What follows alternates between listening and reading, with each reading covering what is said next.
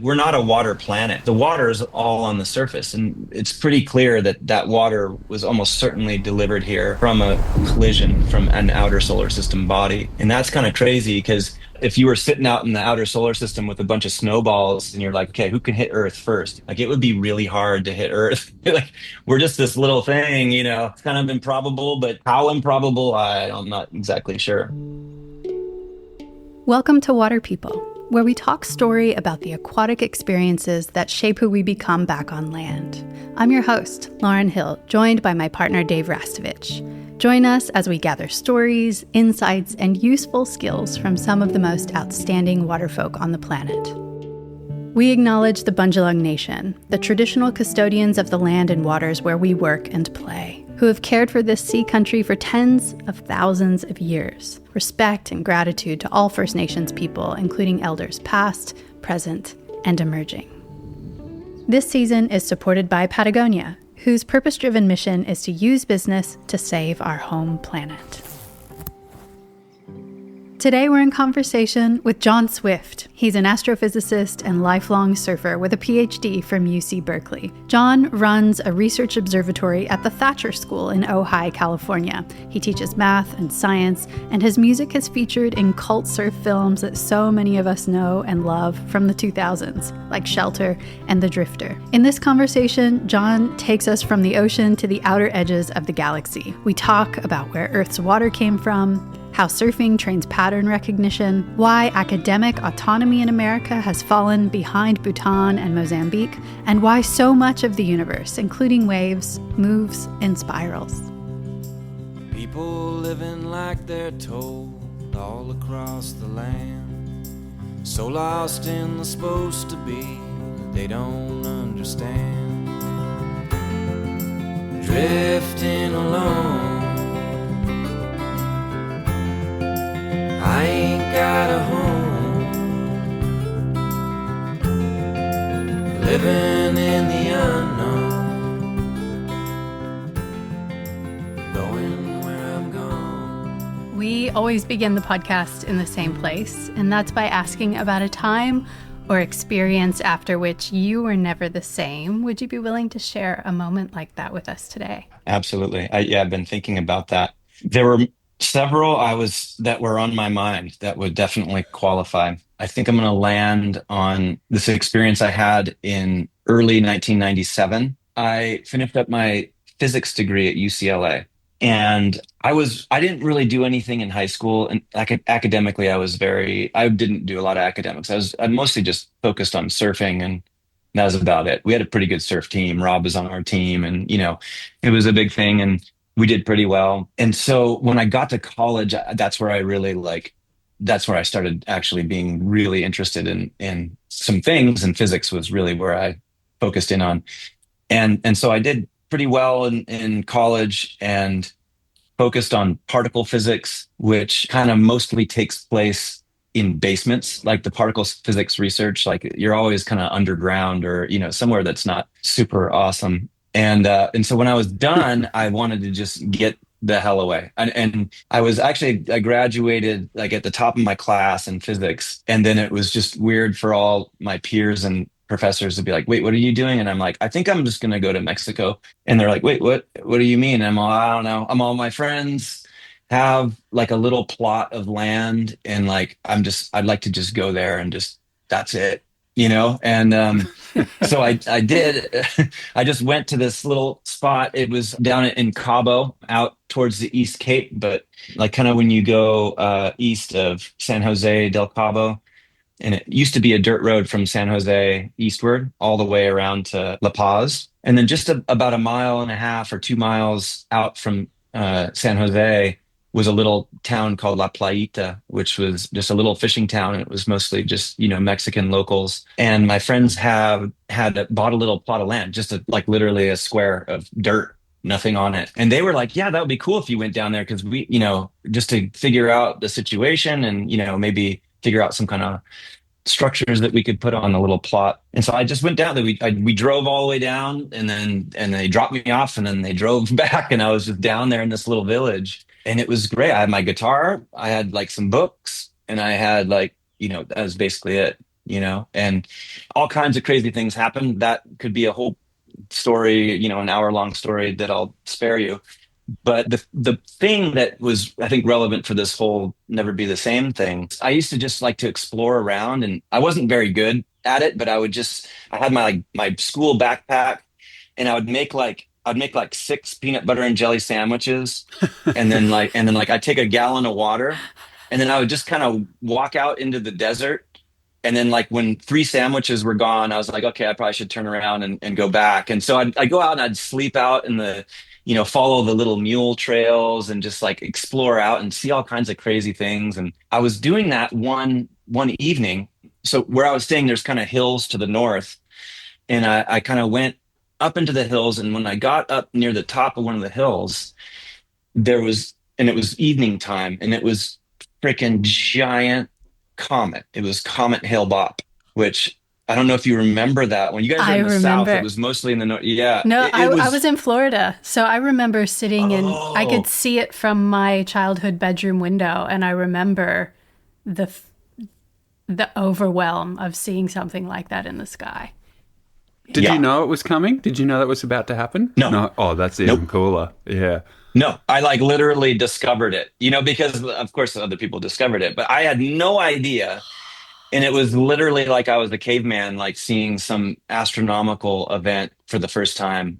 And it was seriously like, it blew my mind. Like it totally blew my mind. And so, I just had finished this physics degree and I was doing all this crazy stuff, but it didn't really grab me in terms of like continuing on. And so I just like, I started like going, oh my God, the freaking sky, like the night sky. I'm like, and I sort of was realizing that I had all of these crazy tools to really investigate what was going on with the cosmos. It was like this, and it was all this weird stuff because then I actually remembered that I used to be completely fascinated with the night sky when I was a kid. And Hmm. I even in high school, I said I didn't do much in high school, but I did a couple things. And one of the things I did is I built a telescope in high school and with Rob's dad and me designed and built a Classic. telescope, And so it was like one of these moments where all of these different sort of historical strains of my life like just kind of like converged, you know? And Wow. I was like, and so it was crazy. I built a chair that I could lay in and like sleep in, but it would hold my head so that I wouldn't be like flat on the ground. So I could like stare at the sky. I could send you pictures. I have pictures of it, like out of this, like just scrap wood. And I made it and I would just go outside at night and I would just stare at the sky and I would just like, my mind would go all kinds of crazy places. Mm. And like through this, it wasn't like an instantaneous thing, although the shock of seeing Comet Hale-Bopp was an instantaneous thing. But as the dust sort of settled, it was like, that's where I was like, I want to know what we know about this. And like, I don't want to read popular book. I want to figure out where is the frontier of what we understand about the cosmos. And I realized that like, I have all the tools for it. Like I go, this is like I'm perfectly positioned to do this. Mm. And so over the course of that month or two after Comet Hale-Bopp, I was down there for about 4 months total. But it was a couple months. I think that when I saw Comet Hale-Bopp, it was like early March in '97, and then that's when it was in its full glory. And I think I got down there January of that year, like late January, and then so I was there until May or something like that. I came back just going like I'm gonna just figure out who are the people that know all this stuff, and I want to like I'm just gonna be like I want to go and study all this stuff. And so and that whole experience was, and it was everything that I loved. It was like I was surfing every day. It was like warm water. It was like beautiful people, like fisher people that were just, Mm. living a simple life. And it was like a lot of just open space, a lot of alone time, which I personally just like, that's what I love, Mm. and so it was like all these things that came together. I wrote a whole like album called Mexico down there. I ended up recording and like, it was it was just like, I don't know, everything kind of came together in a way that it was, I felt like I'd been bouncing around in all these different worlds. And then, from that trip onward, it was like that set a direction that is that from which I am still, Mm, following. yeah. So, Oh, I've got 1,000 things I want to ask, but Me if too. you go. Like, Wow. Okay. So you stepped away from, well, not stepped away from university, but you let surfing navigate you down to Mexico in a way, right? Bit of yep. spaciousness. You moved away from academia. Hail Bop lights up your life. And then you decide to pivot back toward study, toward academia. What happened with surfing in that time? Were you able to reconcile the multiple universes that you were occupying as you moved forward? That's a really great question. And, you know, I sometimes still feel like I don't navigate those worlds very well. I still feel like I have a multiple personality disorder or something, that I'm like in all of these different worlds simultaneously. And sometimes it feels smooth and sometimes it feels disjoint. I mean, even still, I still have a lot to learn about that. I don't even know. I'm still trying to unify all those things. And being in those different worlds, it's like I have different roles. Like a very simple one that I think about sometimes is, when I was in academia full time, I was often the person that was, speaking crazy about like metaphysical things with people, and like speaking about things like belief. Like belief is a thing that like a lot of science-minded people will sort of scoff at, or will really like will kind of have somewhat of a like superiority complex about like belief. mm, And I would be the one going like, no, dude, like you believe. Like you can't not believe. And they're all, no, I don't believe. I'm all, yeah, you believe that you don't believe. Like it's like there's no way you're getting around that one. mm, And so it's like, it's not really these worlds of like human experience and things that don't fall under the umbrella of like empirically determinable or repeatable, because there's lots of that. And so that kind of is already out of the world of science, like experiences that you had, things that have changed your life. Like that's not really a scientific thing, but science is just a tool. It's not a thing on its own. And there's only one species that we know of that uses it, and that's humans. And so you can't disentangle those. So, mm. I would be like the human sort of like side of it a lot of the times, and then, I moved to places like Ojai, and I have lots of friends, who are not scientists, or, and then I'm like the person like telling people like, no, chemtrails, like you're actually like no, I know about the cloud seeding programs. Like, no, those are not chemtrails. Those are like contrails. Like, let me tell you how that works. Like, and I'm like the logic police, like on that side of it. And like, it's just weird how like, it's like I'm in all of these different worlds, and I try to manage it well. And sometimes it works, but sometimes it's difficult. I find that super fascinating because I feel like we live in such a specialist world in this modern era where we've all been sort of groomed as kids to be deep specialists. And coming Yeah. from the surfing world, we all three of us can relate to this, where it's like if you want to come out on top or be at the tip of the whole surfing organism, you have to be a full-blown specialist, and nothing else in your life can get a look in. You just have to be that kid that's obsessive, that sacrifices family and relationships and other skills and knowledge sets just so you can be that one that wins the event over and over and over. And so, that's our experience, specifically like us three here with surfing. But I feel like that's in so many practices, so many art forms, so many industries. Where that becomes interesting to me is when you can have someone like yourself who can actually be at the forefront of something, be it astrophysics, but also you do other things. And it's kind of uncommon a little to a degree, don't you think, to be able to dance between different practices and skills in that way. And so I feel like perhaps not many of us were shown how to do that well as kids. You dance between music,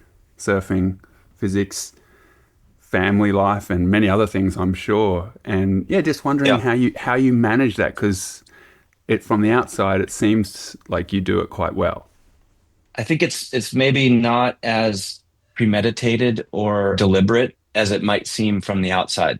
I learned a long time ago, like, I can't not surf. Like my first year of grad school, like I barely surfed like for an entire year. It was so intense. It was crazy.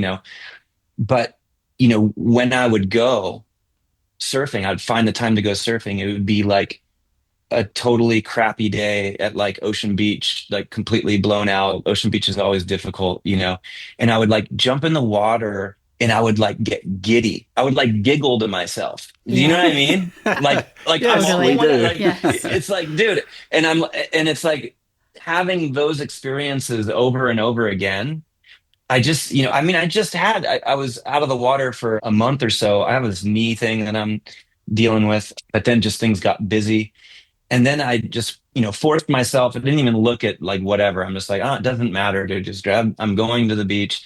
And I went down, I had my longboard and I just went out. I blew my mind. I'm all, why have I not been doing like this is crazy. I can't believe that I'm not doing this like every single day. And Mm, to me, surfing definitely embodies the human experience that gives me strength and purpose. Right? Because to me, it's the wilderness.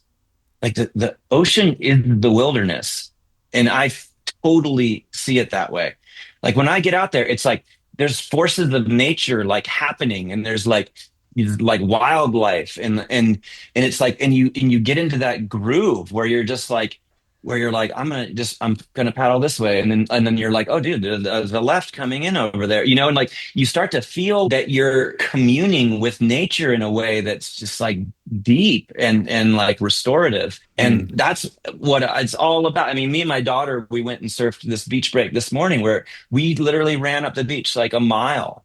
Just we ran all the way up there, and absolutely, I mean, there's nobody throughout the whole mile, but we just went all the way up and just jumped in and just sloshed around and got some closeout barrels, and it was like I came back just like feeling like okay, like things are gonna be okay, things are gonna be okay. And Wonderful. so that to me is I it's just something that I for sure will do until I just like literally can't do it anymore Mm. because and then I'll probably just body surf or just like freaking bodyboard or something. Yeah, I'm really curious about how one world spills into another of your worlds. And so I'm wondering, what about being a surfer? What about a life built around pattern recognition in the ocean? What did that allow you to see in the sky that maybe gave you a slightly different point of view? That's a great question. The thing that I think surfing has given me is really different than technical skills. I have to think about it more, but like for me, it's really weird because I understand almost everything through like a surfing analogy. Literally every life lesson I can frame in terms of like a surfing scenario. Mm. And that's to me like where surfing is the gift, because I also realized at some point when I was at Caltech, I did a postdoc at Caltech, and where I found my spot there, I found a couple little spots, but one that surprised me a little bit was that there were definitely people there that were just like I had a hard time even tracking because they were so freaking smart. And where I really found where I excelled was that I could see the big picture in ways that the folks I worked with couldn't. And even, and I could see where they fit and how it fit with our overall kind of goals of where we wanted to go. I ended up project managing this exoplanet telescope project there with just some really great people. And I really felt like I excelled at that in a way that made sense with my surfing experiences of being able to see the larger piece and to hold the larger piece, even when you're consumed by details. I love that. That makes me think of pattern recognition and some of the Mm, conversations we've had with this podcast over the years with different people like food growers and people who work in like mm, system, like complex living systems. And I feel like that surfing lens to look through makes me just think of like waveforms and mm. the interesting nature of what you're talking about, where you're saying you were in a dungeon or a basement that was like a dungeon studying particles.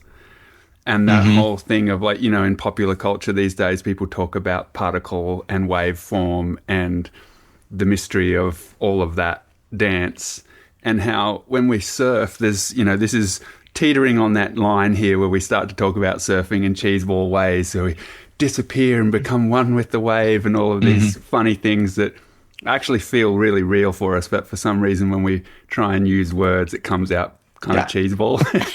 Yeah. Yes, you're nodding. I totally get that you get that. Though there is this thing where that experience of being kind of singular or an individual among that moving space of the ocean and waveforms and patterns. And when we are in the water with people who read those patterns very, very well, you can see it and it feels like magic. And they do position themselves in a way that's like many steps ahead compared to other people who don't frequent that space. And I just can't Yep. help but think that you are one of those people there, able to see those patterns and those bigger pictures. Does that ring a bell Hmm. at all for you? Yeah, I do spend time focusing on that kind of stuff. Mm. Definitely. I've gained definitely some experience with that. So I don't know how to speak about it. Kind of like you're saying, though, I don't Mm. really know how to even, to me, where it goes for me is it goes to just the nature of consciousness.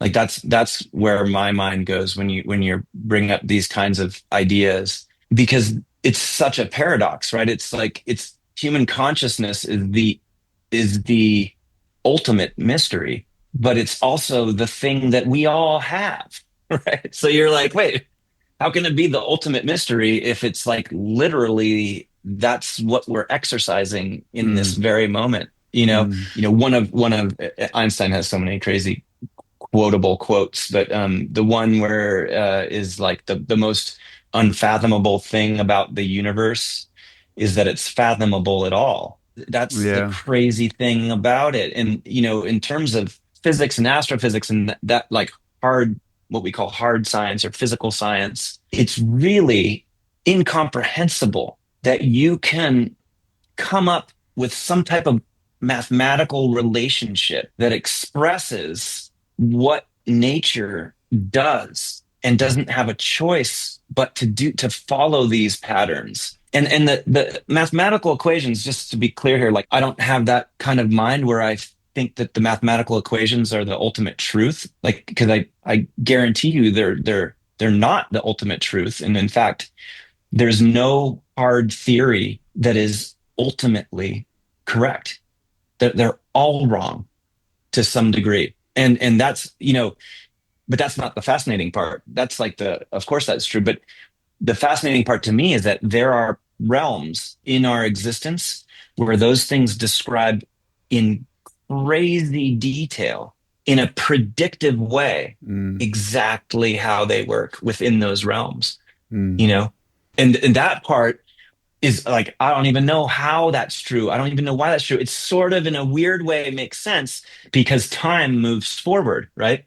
Time moves forward. And so everything that comes, in this moment is built upon the previous moments. Mm. So that sort of movement, it sort of makes sense in a fuzzy way, but it makes sense that there would be some type of logic to that there would be like this has to because Mm. this is this now that it's not the moment anymore, it's what we call fact. It just like happened, and these things happened, and those things have something to do with what's happening. Do you know what I mean? Like, and so that Yeah. logic to me is kind of there just in the forward motion of time. The fact that we can get so precise with it is just mind blowing. 100%. Lauren, did you want to bring up that conversation we're having around time? You mentioned physical science, and I'd love to hear a bit more about what you have been searching for in the cosmos first. So the things that I've been searching for with this observatory is sort of varied in some ways, but it sort of follows the same theme in other ways. And that theme is that our telescope, I'm sure, looks pretty impressive, and it is pretty impressive in a lot of ways. But if you compare it to sort of national level facilities, it's just a little guy. It's just a little guy that we have and we can poke around with. Astronomy is really kind of in a golden age right now. It's really incredible, like where we are. If you think about, what would Newton think if you could transport him to this moment and be like, this is what we know, or like, any one of the sort of great minds of of long ago, they would be absolutely like, they couldn't even imagine, right? I mean, Einstein knew about gravity waves and he just was like, nah, we're never going to do that. So we're not. And now we're literally detecting gravitational waves of colliding black holes. It's like insane. And so the facilities around the globe are so advanced now. And there's one down in Chile called the Vera Rubin Observatory. I don't know if you've heard of this one. It's an 8-meter telescope. Okay, so the diameter, our telescope here has got a diameter of 0.7 meters. Okay, but this is like an 8-meter telescope, and they have the largest camera in the world on the telescope. And it takes this really deep, crazy, beautiful image of the sky, like this incredible image of the sky, like every 30 seconds. And it just scans the entire cosmos, and it returns, and it'll do the whole sky in I think 3 nights. And it will return back to doing it again every 3 nights for 10 years on an 8-meter telescope. So when you think about facilities like that, you're like, well, what the hell are we doing then? What are you going to do with that thing that is going to contribute anything? And so really our niche is that I don't need to answer to anybody to observe anything I want at any time.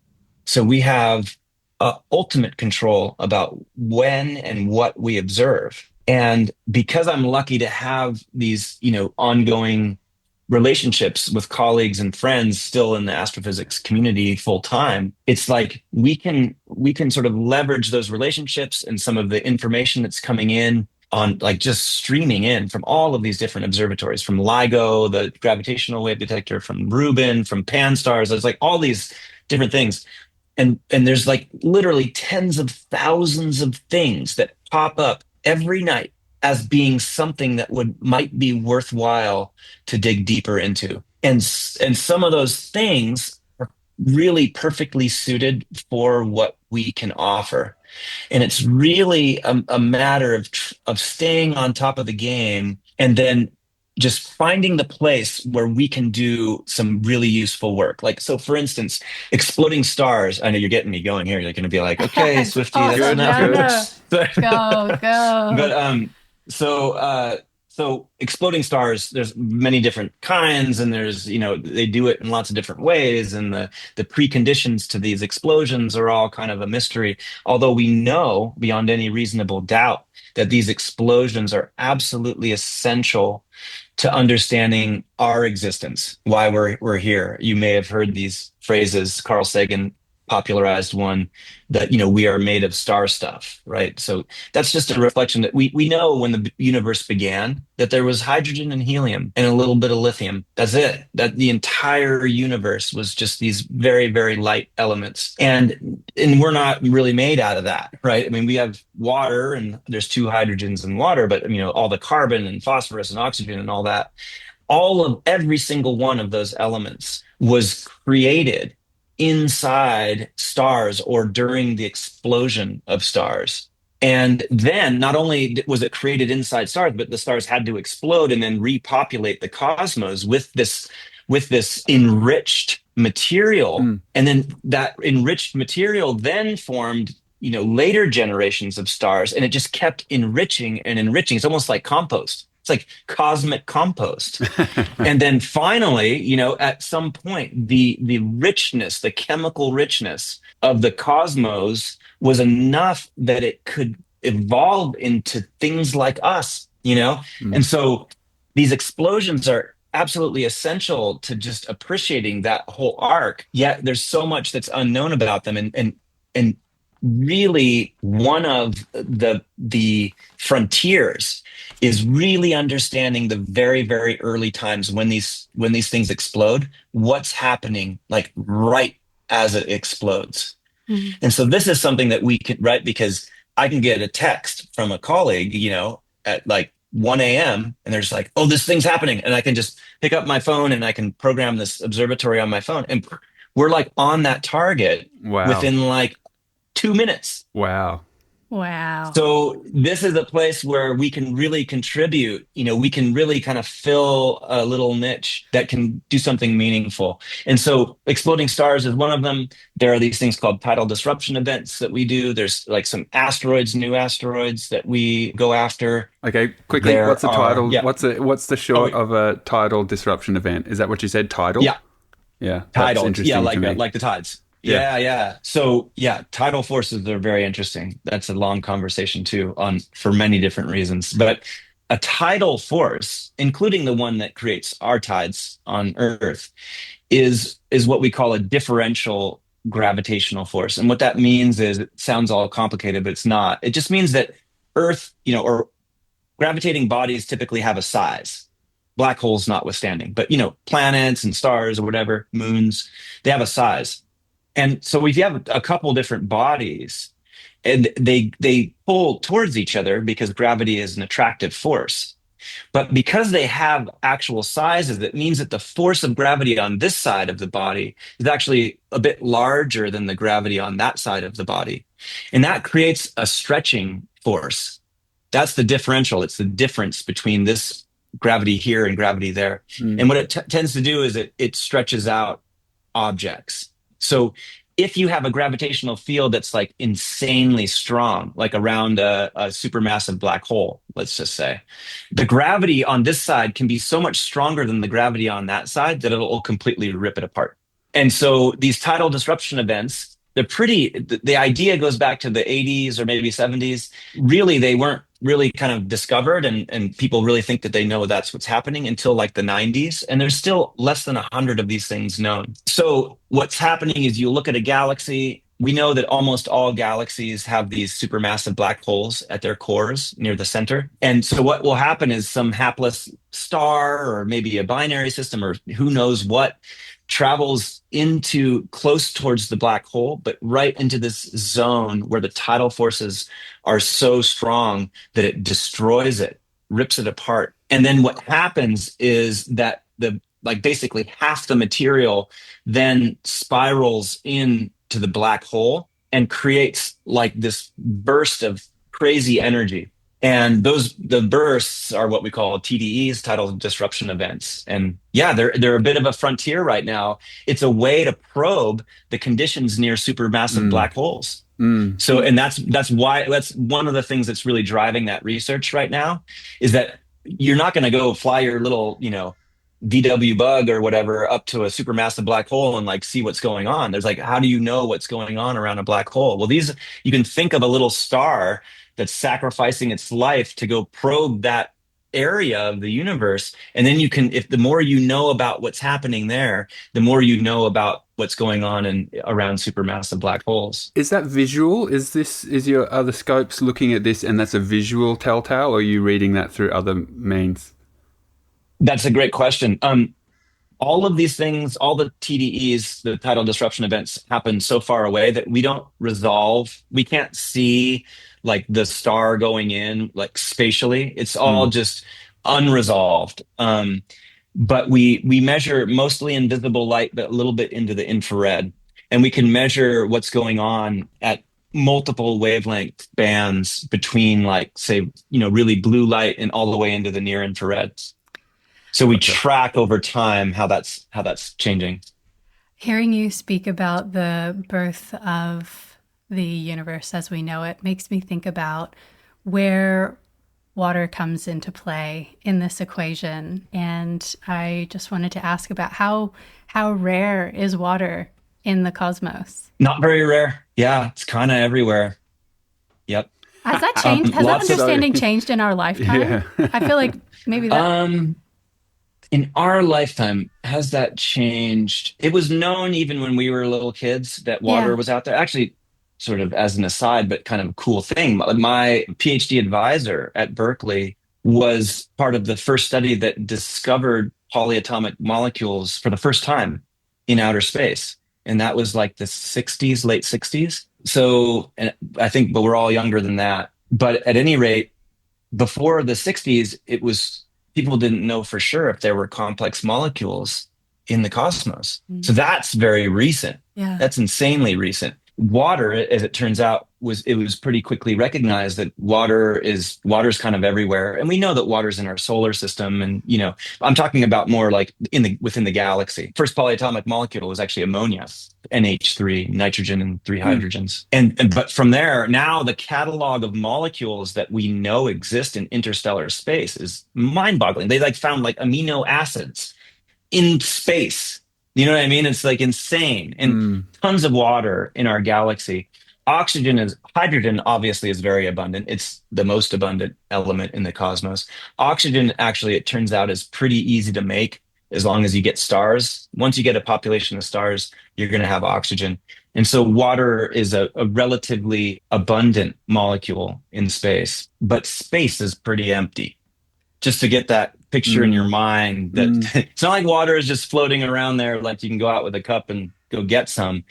But, we've had a couple interstellar comets that have come by. There's water, they had water, there's water kind of in places where matter has condensed, water will be part of that. All in in our outer solar system, when comets come in and with Kuiper belt objects, like there's water. It's not as rare as you might think. Although it is weird that there's so much water on the surface of Earth. That is Yeah. a weird thing.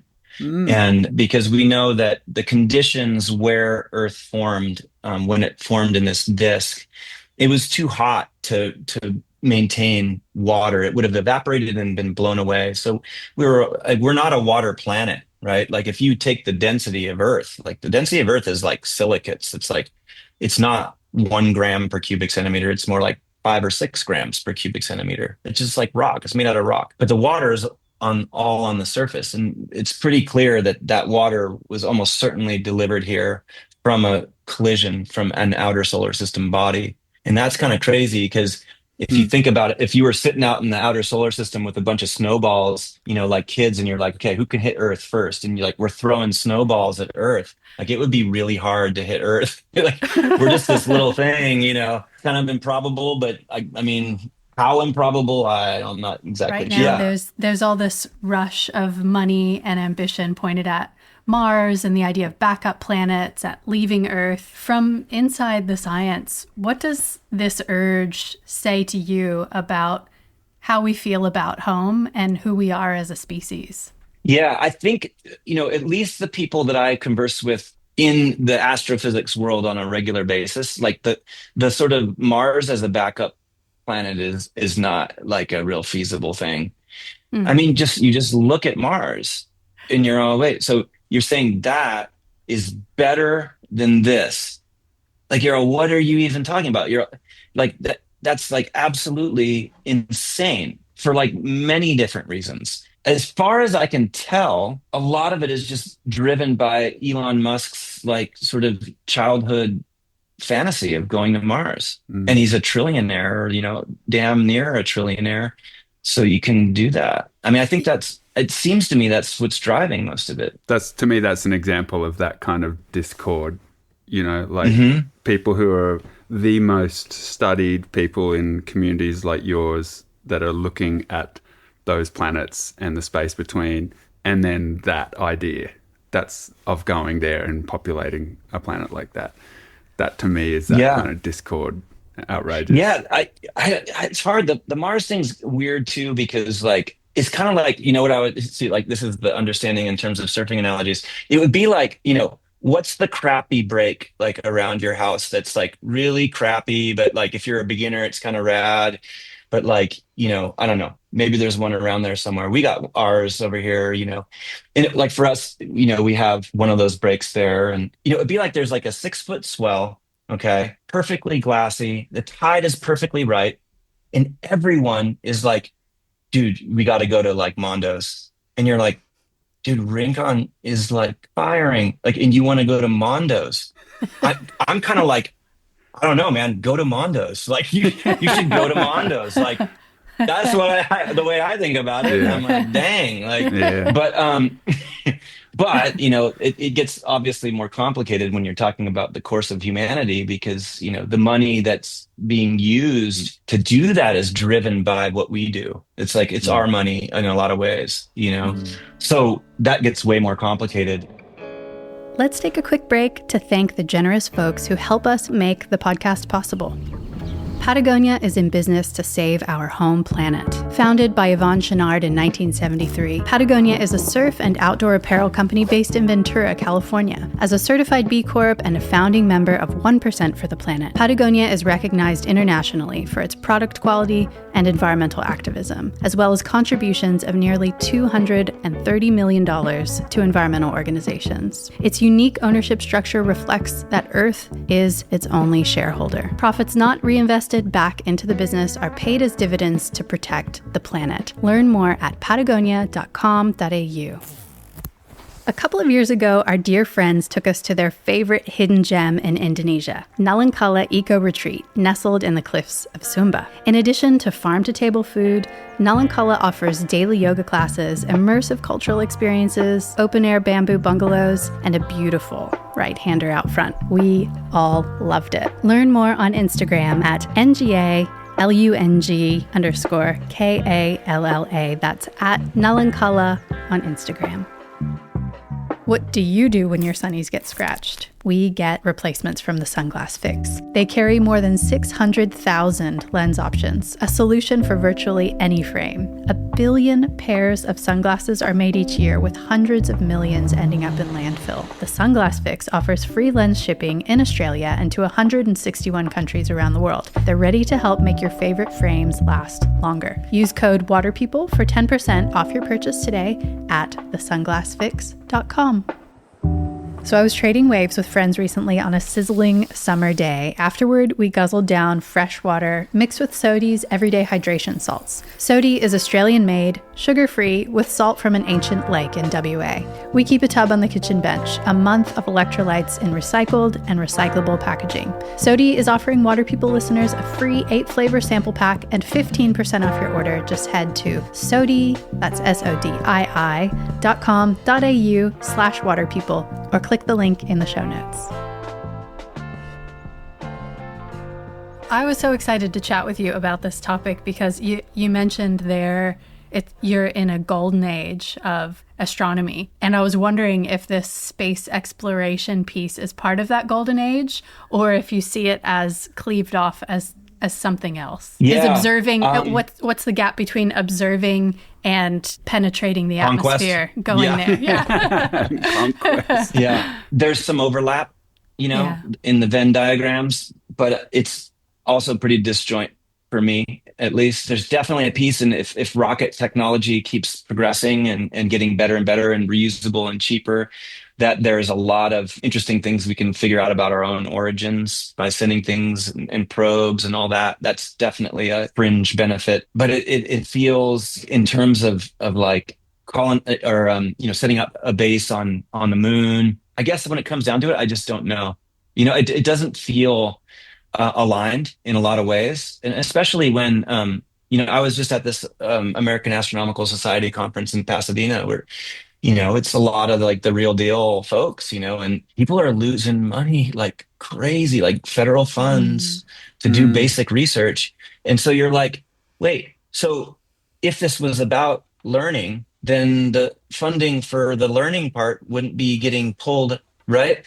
So that's the part where it doesn't make sense to me. It's not. So what is actually the thing? And of course, there are some, it doesn't take a genius to sort of surmise why countries might want to be doing these things. But to be honest, I don't know. I just know that it does not seem aligned with with really the goal of deepening our understanding and appreciation of the world and the universe that we live in, and building technologies that benefit humanity. Like, it doesn't feel aligned with that to me. And I think the direct evidence is that like everyone's losing money that's doing that. And it's actually Mm. a little bit I've never seen. There were like politicians at the meeting. They were like giving politicians, the ones that were supporting the National Science Foundation, which is a big deal in Mm. America for funding for basic research. They were like giving them awards for like, thank you for supporting basic science, because I've never seen that level of, I wouldn't say it's like crisis, but researchers are like, wait, dude, so we don't know if are going to be able to do anything. The basic research money has to be government funded because Mm. the immediate commercial returns are not ever, Mm. they're never really predictable. Yet it's what drives everything.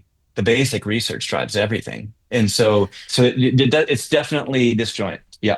I was Mm. really keen to ask you about how you think about and speak about higher education with your students. A lot of people make the argument that pursuing a bachelor's degree is no longer a financially worthwhile investment. So, yeah, I was really keen to chat with you about the maybe uncaptured benefits or life upgrades that come from pursuing learning through Yeah. academic institutions specifically. Yeah. Great question. And it's interesting because I'm at this boarding school where, sometimes I feel like as a faculty, what we're trying to do is sometimes not perfectly aligned with what the students and the families believe they're trying to do. Mm. And it's like the classic thing where they're just like I want to go to Yale, like that's what I'm doing. I'm like, oh yeah, I don't give a damn about Yale, like that has nothing to do with it, like for me personally. Yeah. Education is in a weird spot right now. There was just this thing I saw in Scientific American about the academic autonomy in America has just plummeted. Like in the last decade, it's become, I think I even have the graph on my computer. Do I have this? I do. We're below Bhutan, Mozambique, Angola, Kuwait, Gabon, Ecuador, Singapore, Morocco, Somalia, Democratic Republic of Congo. Those are all countries, and there's a bazillion countries above us where academic autonomy is greater than in America right now. Wow. That's Mm. insane. Meaning that It's can you in parse out what that looks like? Yeah, it's a Scientific American article, and there's lots of links and stuff that you can follow. And I haven't followed all of them, but they have many metrics for how they gauge all of this. But I think on the surface, easily understandable level is um, the way that our current administration has attacked universities for whatever it's attacking the universities for, and pulling funding. And you know, there's a thing in America, like once Congress like um, grants money, it's sort of Congress is the people that hold the wallet, and they're Mm. okay, and they decide where the money goes. It's the Congress. It's not the executive branch that does that. But now we have so much, the checks and balances that the sort of forefathers have thought of is being compromised in so many ways, that the Congress and the executive branch aren't really independent parties anymore. And so there's this thing of threatening to take federal funding that has already been granted. You can't do that. Like the executive branch can't do that, but they are doing it, Mm. and they're like getting away with it. And it's like Mm. really weird. And then like the universities, they're all afraid because they're like, wait, but so we have to do what? Like, what do we need to do to like get funding? And it's like, and now it's like this really weird situation where, in fact, this happened. I was reading because I went to Berkeley, so I get the Berkeley sort of some updates and stuff. And this just happened at Berkeley, and the university itself didn't didn't stand up for what's actually legally, like what the law actually says. And it took some lady, must have been a lawyer in the law school or something, I can't remember her name, but she individually actually fought the government on this funding issue and won. actually, but the university as a whole Mm, was either, I don't know what, too afraid, or I don't know what the deal was, but they didn't do it. Mm. And so it's like this really weird situation where, I mean, Harvard actually stood up to some of the decisions, but other universities had compromised. And so it's like literally the government is bullying the top universities in the country to change based on the current ideology of our administration. That definitely has something to do with that ranking. But I'm sure there's lots of other stuff too. So yeah, and so the education situation in America is really in a weird spot, and it's like you were mentioning, Lauren. It's like we have to pay for it. What? Okay, wait. So I mean, we just travel around the world, and like basically every country we went to was they like college degree, a higher education level that is like the foundation for a prosperous society, is something that the government will happily pay for. But somehow, if you want to go to college in America, you're also accepting like a $250,000 like debt. And you're mm, like, wait, what? And like, so what's the job situation look like? I mean, I luckily at UCLA, I was able to get a academic scholarship at some point, sort of prove that, a certain level of whatever. But so I had like, I think I had like 15 or $20,000 of debt, but that literally took me until I was 34 to Yeah, pay off. the compounding And that's, compounding interest gets you, doesn't it? Yeah, it's so dude, unfair. it's There's even crazy. in Australia where you might have to take out a loan, the loans don't accumulate interest, which changes the lifetime mm. of that loan and its impact on you Yep. completely. And also, you pay it Yep. back when you start working in that field. Yeah.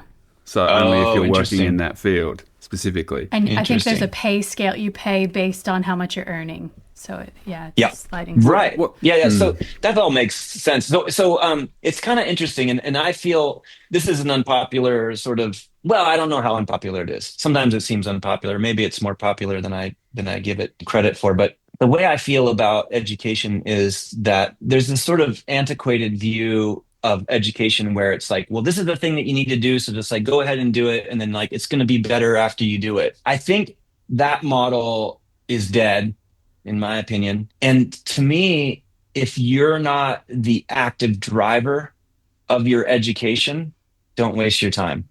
Just don't even waste your time. Okay.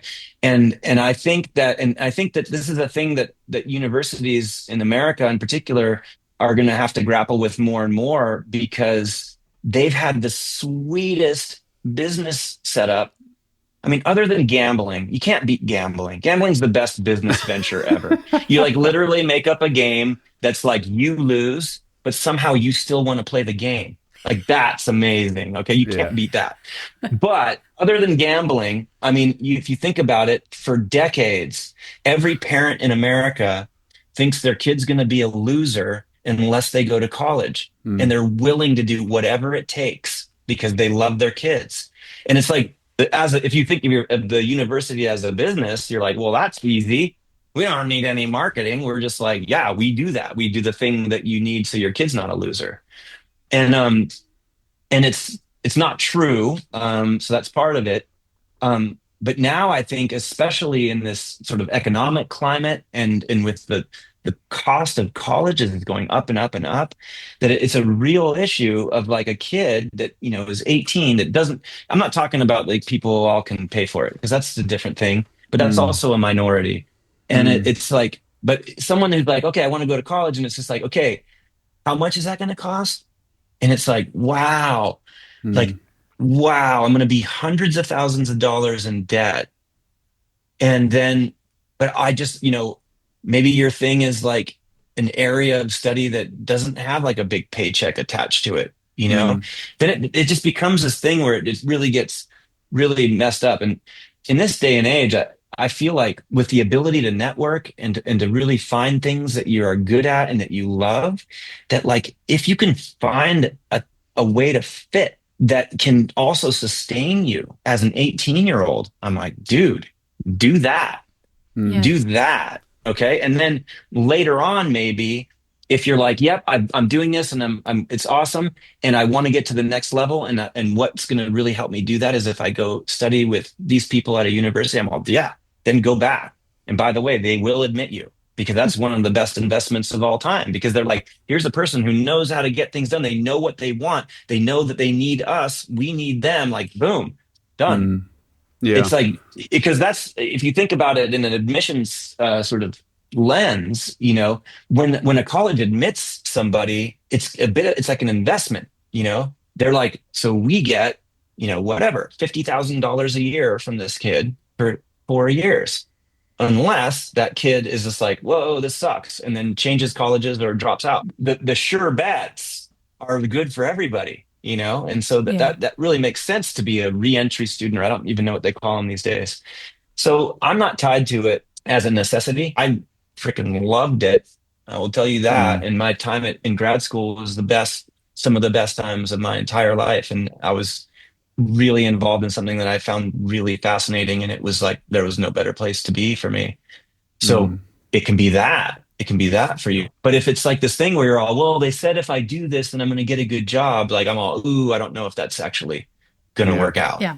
Yeah. Lauren and I were talking about this morning about your experience, where you learnt how to learn, and when you were at university, like you came out of it, global financial crisis was happening. There were no jobs available for the skill set you just cultivated. Though what we've found over years now since that time is that your skill set of learning how to learn and stay curious and research and communicate well has stayed with you since that time. And Yeah, that's so valuable. I'm a defender of higher education because, like you, I loved it so much, and I feel like there are a lot of gifts of higher education that aren't necessarily captured in a salary. There's something about a quality of life for someone who wants to perpetually be a student and stay curious about the world. There are gifts from pursuing education that I think keep giving. Yeah, yeah. And I'm for on me, board with that 100%. I'm someone yeah. who wasn't in that world, and I love that you have kept your curiosity, I think, born from those times, and the feeling of having a curiosity and then following it, and following a trail of sorts comes from that period. And that makes me think of now you, John, and you looking up into the night sky and feeling a sense of awe and wonder in particular, and that the wonder is filled with curiosity and question and wanting to pursue that. We have recently had a night sky to die for, where we had a big block of rain that has moved on. It's like it's washed the night sky crystal clear. And every night we sit out under the Milky Way and the Southern Cross and Maui's Hook, Scorpio constellation coming up out of the east. We look at the negative space in the Milky Way down here. So in Australia, there's a deep time history with the First Nations culture about the negative space among the stars, which I love and I can't wait to talk out with you about. And we would look up in the center of the Milky Way, and the emu, the dark emu, the head of the emu sits right under the crown of the Southern Cross and extends all the way down. The legs are captured almost by Maui's Hook or Scorpio constellation. And we are just filled with awe and wonder. And recently, sailing at night with a friend from Hawaii, Chris Miyashiro, he would describe to me how the stars every night when we were sailing this coast for a month or so in a tiny sailing canoe that we have, he would speak about the stars as friends, and friends of light that he would see every night and go, here I am, here they are, this is where we are in the big picture of things. Super beautiful.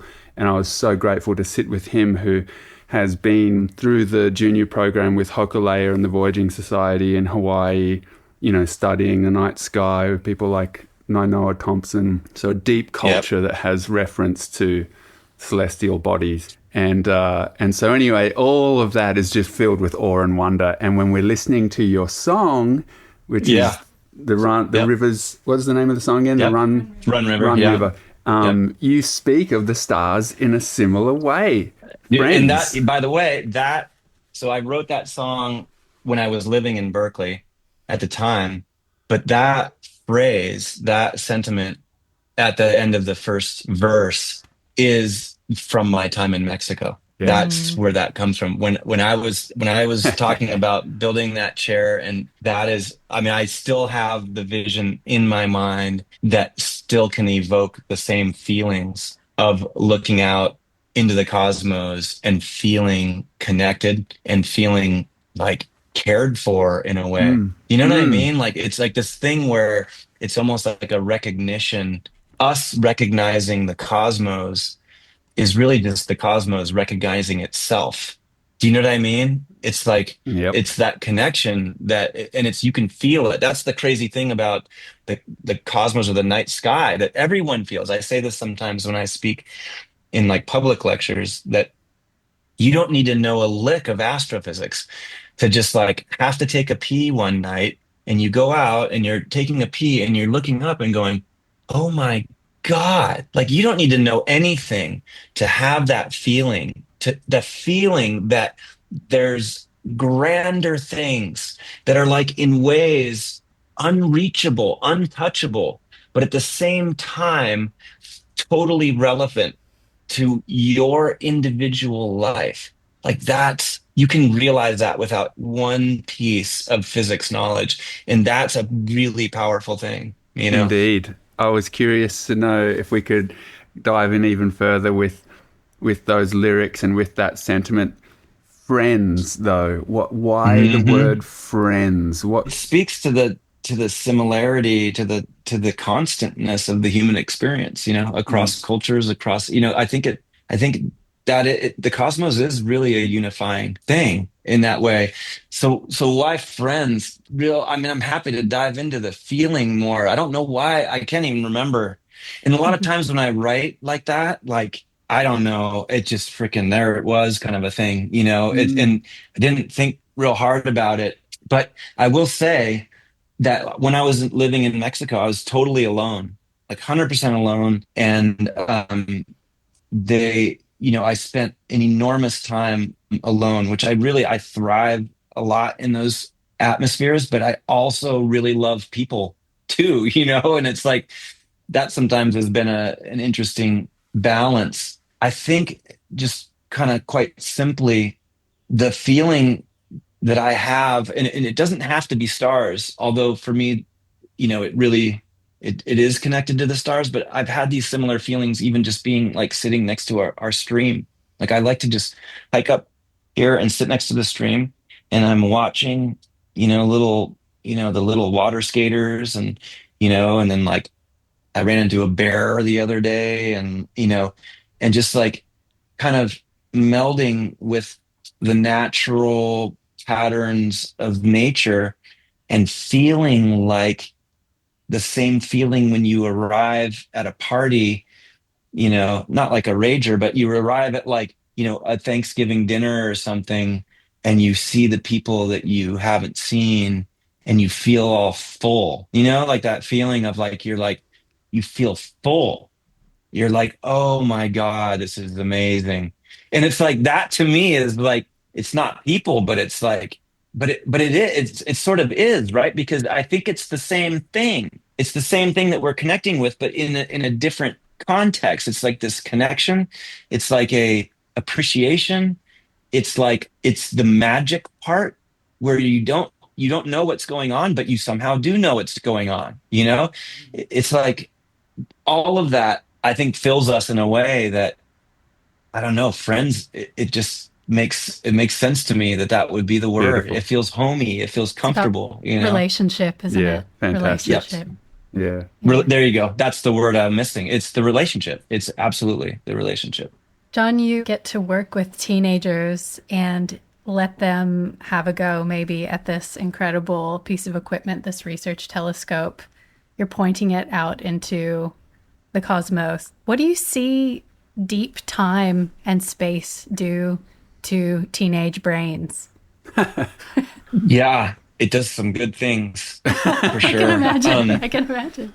I Yeah, and I'm also, yeah, I want to link this back to your point about higher education, Lauren, because I too I feel like a defender of higher education, but I'm not like I don't know what other people's lives are. And I can imagine someone's life that like doesn't have that. And I think that's okay too, but like, because there's something that transcends education that is more important than the education itself. And to me, if that piece that transcends education isn't the thing that's getting you into education, then I don't think the education is worth it. I don't feel like I push the kids in any direction. And there are some kids that go through here that never do the program, never participate, and they're awesome kids. And I'm like totally fine with it. When you have like a good book that you read, or even, even worse, sometimes like a song that you just is like blowing your mind. And you're just like, oh my God, dude, you got to hear this song. Like, the song is like the craziest song. It's like the most crazy thing. And then you like sit down with your friend or whoever it is, and like you play it, and you're like, oh yeah. And then this part, and then like, and you see that they're just like, they're all, yeah, Oh, it's yes. pretty cool. They're all, That's I don't me know. with jazz when I share it with Lauren. So, and like, I think that's totally fine. And it's like neither of those experiences are any more valid than the other, but it's like at the same time, like if you're not ready for it, like it ain't worth it. Like you can't make some kid read a book and have the experience that you had when you read the book. I'm Yeah. all about like the book passing off as a timing thing. Do you know what I mean? It's like because the books, I mean, some of the books that have had the biggest impacts on my life, like they came in at it was the magic thing. It's Mm. not that it was the real, I mean, it was the book, but it's also the timing, Hmm. and Yeah. it's like you're all, oh my God, this is the thing. And so what I try to do with my kids is I try to set them up. I try to like corral them in the most sort of subtle way to be ready for those moments, to be Mm. ready to, because it's happening all the time. That's kind of a crazy thing. It's happening all the time. And it's like, it's really this dance of where these things, like, almost like a pinball of like ding, ding, ding. And it's like those moments where it like locks in, like the one we started with, like seeing Hale Bopp, like that was a crazy moment where it all came together. Like if I was in New York City partying, or like I may have seen Hale Bopp and went, well, that was rad, and like that was it. Right. It was like Hmm. everything that was like coming together. And it's like I try to build the soft skills in these kids to recognize that it's not about being a robot. It's not about like just doing the things transactionally, because if I do this, then it will lead to this, or like whatever, like a surfing analogy, it's like whatever, you surf a lot of crappy waves and stuff, and you like it, and it's great, and like you stay with it, and it's like in a lot of ways it's like there will be these moments in your surfing life where it's like you're all, dude, that this is like the wave, like oh my God. And it's like if you haven't, it's everything needs to come together for you to like be in the right spot, for you to like have the timing down, for you to like, and it's like those, that's where the meaning is. And it's like we're constantly prepping for those moments in our life. And that's kind of what we're doing. That's like what meditation is to me. Like, it's just like, you're just getting ready for like when things are like, when you're all, this is it. And I'm not going to miss this one. I'm Mm. catching this one. Like, we're doing this. And so that can be the cosmos for kids. And I've seen it be and it's like, and I feel lucky to be there in those moments because I feel like I'm pretty good at like, I'm all, oh, I'm all, okay, this is it. Then this is it. Then we go, then there's no limit. There's no limit. We can go, you can do that as far as you want. And if you don't, I'm like, cool, then don't. That's cool too. I think my whole thing, like I do love the astro and I love all that stuff, but it's just a piece of the whole. And the things that really matter actually transcend any of those individual pieces. Mm. Yeah, wonderful. Hmm. I'm curious to know what you were going to raise with Lauren when you were talking earlier, where you said something about there was something Oh you yeah, wanted to yeah. bring up. Well, What was I want that? to tell you this story just because it's kind of fun, and it's not a big long one. I think I called you, or I can't remember what happened, but I remember like the second you started talking about like the vision for your project, I was just like totally delighted. I'm all, oh my God. I'm all, she already knows this shit. I'm all, this is amazing. Like this, I can't believe, like you knew your stuff. Like you fully knew your stuff, like way beyond the level that I would have thought. And so it made it like so joyful for me to work with you because of your own level of expertise. But you're clearly, I'm all, dude, she did her homework like 100%. And it felt like really amazing. So I wanted to give you kudos for that. And I forget the Thank you. context that came up, but it was like That's super great. awesome because more often than not, it's like, oh, my friend he has this idea about quantum mechanics that he wants to tell you. And I'm like, okay. And then I go sit down at dinner and I'm all, oh my God, I need to get out of here. I'm glad it didn't turn out that And way. it was Well, not that. I So don't know if you recognize it, but this is the room where yes, physics was shot. yes, I see that. Thank I you. see that. I'm so grateful for your time and your incredible enthusiasm and the way you weave the hard science with the wonder and the magic. And that was what I was really trying to convey with that project while focusing in on this part of surfing that has captured my imagination for my whole life. And I just wanted to pay a little bit of homage to the beauty of it. So thank you for making that possible. It was Yeah. a pleasure working with you. Yeah, for sure. Yeah, it Yeah. was a real enrichment for me too, as someone who walks or trods or trips up to the nose and then winds the windows up, winds the windows down, and then eats shit every time. I have no physical understanding of what's going on, nor a cerebral one.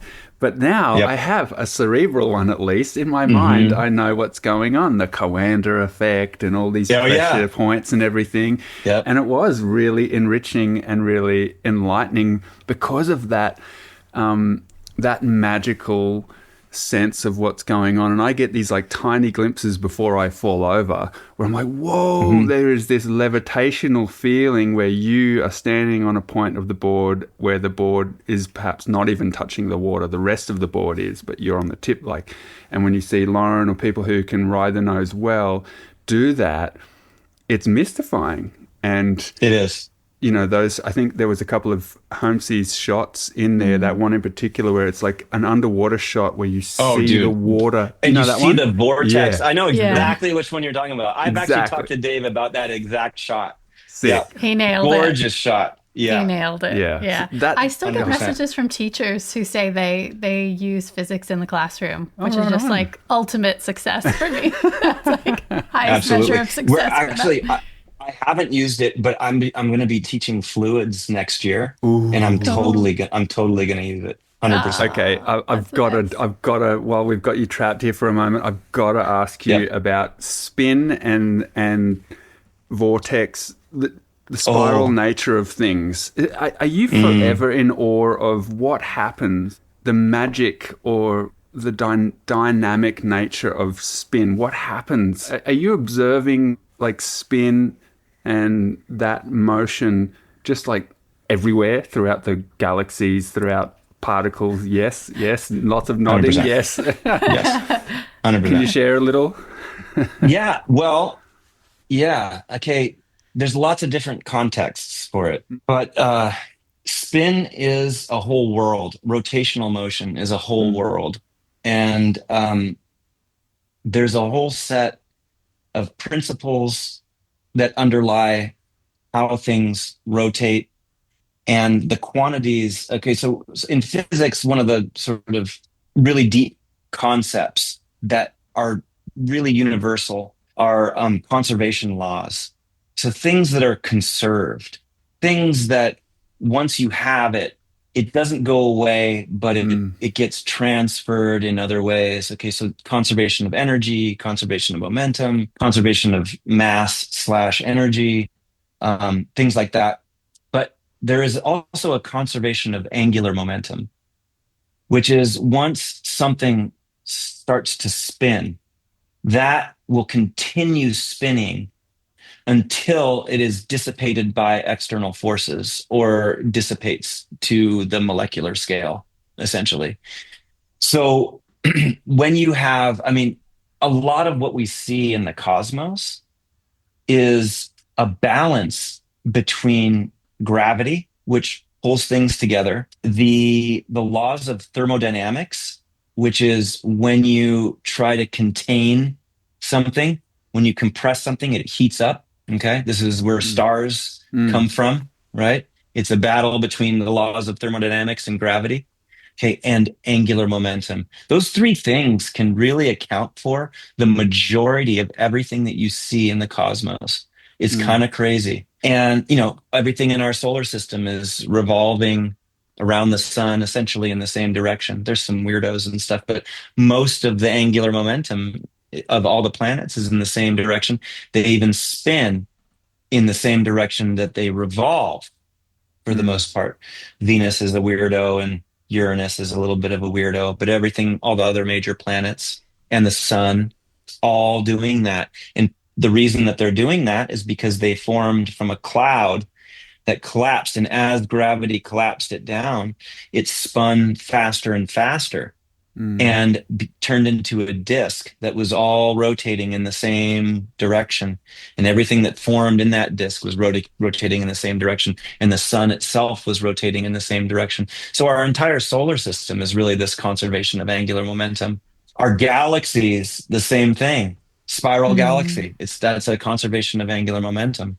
How do humans act out that spiral pattern? How do you think that Mm. impacts us on an individual level? Well, what I would say is this. We could use the physical models of the physical universe that we understand to help gain insight into our own psychological and spiritual patterns. I think that's a valid use, though I would be cautious to go the other direction and to try to quantify, like, oh, I have an equation that, you know, describes your mood in the morning or whatever, right? Like, it's like, Mm. I think the model can be used validly, but I think it's limited into what it can actually predict, or, you know, the power of that analogy is somewhat limited. But yeah, I mean, the whole cyclical, you know, the cycle of life Mm. absolutely is like Mm. falls within this grander concept, right? Or just, you know, Mm. the rise and fall of nations, you know, or just, you know, or when we have a bad thought and then that bad thought makes us feel a certain way that amplifies the bad thought, right? We call that a downward spiral, right? There's like a momentum to it, right? Mm. There's like nervousness, like you can spiral, you can, you know, the analogy of being caught in an eddy, Mm. right? Of when you're like in these states. Like I think those are totally valid, and I think that they're insightful into the way that human consciousness works. Though I will be the first to tell you, like, I don't really know how human Mm. consciousness works, but Mm. we do see these patterns. Absolutely. Yeah. Yeah. I Yeah. feel like one of the most beautiful and wonderful and awe-inspiring areas that we see this pattern is as surfers and as Mm. kids, or just people interacting with, you know, liquid water, with the ocean in particular, with wave forms. And just the other day, we were playing at the beach, and the waves are only like 1 foot and mostly straight. And I just kept stuffing my head into these little closeout tubes just so I could see that spiral around me. Yeah, yeah. And we Yeah. all are totally transfixed and changed by that. There's something that changes in us when we're in that space and we come out. We don't have to be on a board doing theatrical, technical things. Just being in that space does something to us, and it's not always understood with our minds what it is, but there's a wonder and a joy after being in that. We know that energy can neither be created nor destroyed. So what happens to that wave energy? Do you feel like it pours through us and then ripples onward? How do you think about what How do happens I there? view that? Okay, this is interesting because in some ways, I think I know too much, because that energy, I could account for all of that energy physically. I could account for it. So that's going to turn into, well, sound is part of it, right? Mm. Um, what's going to happen is the water is going to become turbulent. Okay. But that turbulence in the water is going to cascade down from larger scales to smaller scales to smaller and smaller scales, that eventually dissipates on the smallest scale, which will actually warm up the water in some incremental way.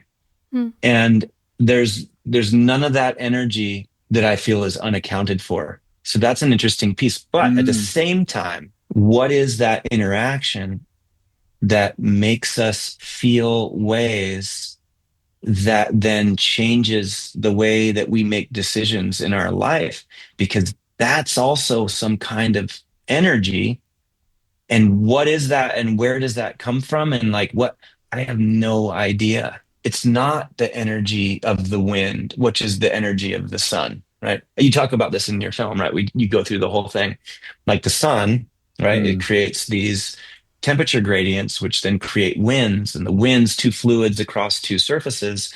You have an instability called the Kelvin-Helmholtz instability that create when you have two fluids of different densities going across each other. That means that the tiniest microscopic deviation from a perfectly flat surface will amplify, because the second it's a tiny bit deviation, the wind will push on it. And when it pushes on it, it will grow. This is called the Kelvin-Helmholtz instability. And that's what creates waves. This is the birth of every wave that you've ridden Mm. in your life, is the two fluids of different densities flowing across each other, right? And that energy is a kinetic energy. And then it gets translated into a gravitational potential energy. This is what gives the waves their height, right? And then these things travel almost frictionlessly, without dissipation, through some dissipation, but not much, through these oceans over vast, vast distances. And then they hit the bottom, and then that kinetic energy gets translated into potential energy. And that rising of the water, that's the thing we ride, and it's incredible to be part of that. It's cosmic, like by its very nature. And then we come away changed people.